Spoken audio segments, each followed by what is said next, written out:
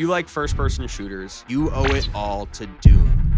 If you grew up in the 1990s, this was the game. It may not look like much today, but if you like running around insane environments, blowing away monsters with insane weaponry, I have some good news for you. Maybe. Because Doom is back with a little bit of a change. Welcome to Doom, the Dark Ages. Don't worry, there are still guns.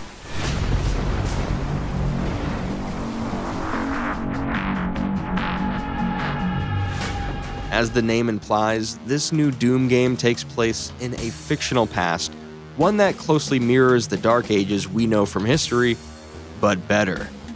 The game takes place on a fictionalized version of Earth, where a Doomslayer is once again locked in a battle with the forces of Hell. And it's quite a battle.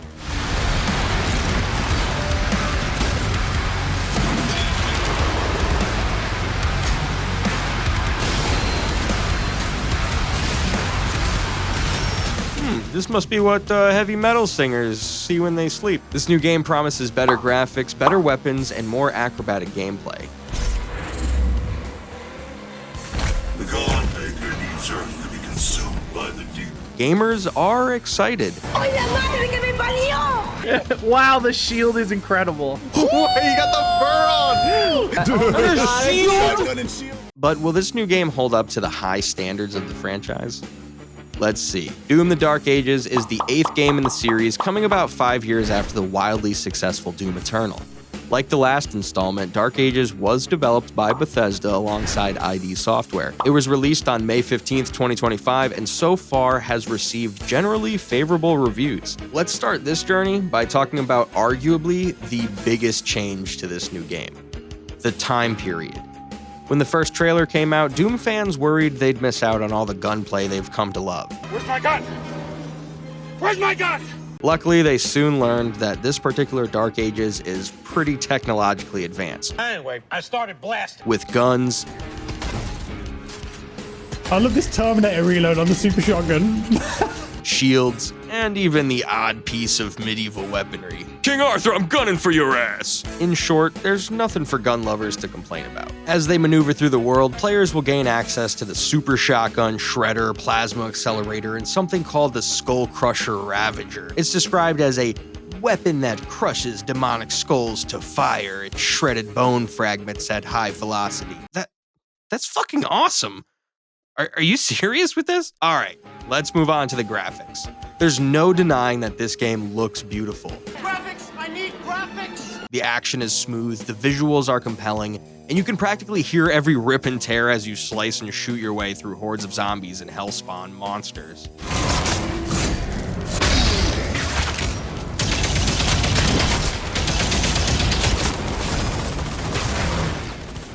Oh my god, you can feel that? My own head hurts. The environment is not only highly interactive, but the physics engine allows for untold methods of destruction you just don't see in video games. Destroy. I don't know who's happier, my inner 6-year-old or my cranky-ass adult self. You better never let me get a big-ass robot. The ID Tech 8 engine was specifically built to make sure Doom the Dark Ages looked its best. It dramatically boosts the number of on-screen enemies and destructible elements, but it looks pretty too.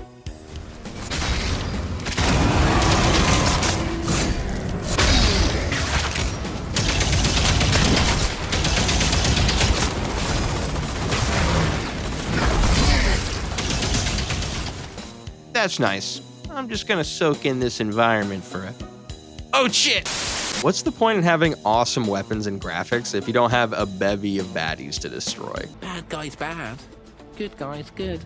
There are dozens of enemies in Doom Dark Ages, including imps, zombies, tentacles, soldiers, and drones. There's also around 15 types of heavy enemies and another 6 classified as super heavies. Bro, your body's just not suited to those clothes. Don't blame me. Players will also have to deal with the Titan-class enemies, some of which will necessitate him entering a giant mech suit a la Pacific Rim. Finally, players will face a total of 4 boss fights, including Bishop Creed and the Old One, a giant straight out of H.P. Lovecraft. No, like, they stole that.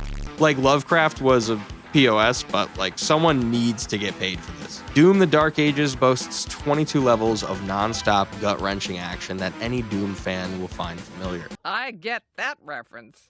The combat has evolved from being 100% gun and platform based to something described as heavier, grounded, and more strategic. I feel like I am the T in the world tank right now. Like, I will fall over if I stand up.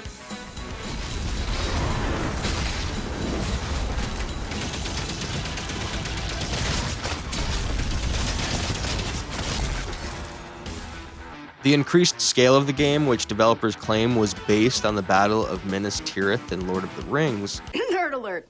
Nerd alert! allowed for the inclusion of the aforementioned mechs and cybernetic dragon mounts, which is taking Doomslayers to places they've never been before. How did I train my dragon? I put the keys in the ignition. The last big innovation wasn't met with much fanfare. That would be the difficulty sliders. This caused some of the game's fans to get upset because it made it too easy to make the game easy. Just like, don't use them, then? The developers did eventually introduce a patch that made the game a bit harder, but ultimately the experience in the Dark Ages has pleased most gamers, including lifelong fans of the franchise. Since May 15th, Doom the Dark Ages has garnered generally favorable reviews, with 96% of critics recommending the game. It reached 3 million players in its first week, and while it hasn't pleased everyone, Oh, this game sucks. it's likely we'll see a return to the Doom franchise in the next 5 to 10 years. Developers have already hinted that the totally not Cthulhu monster might be part of a larger franchise expansion into what's known as the Cosmic Realm. Until we get there, we just have to wait, increase the difficulty, and play this one again.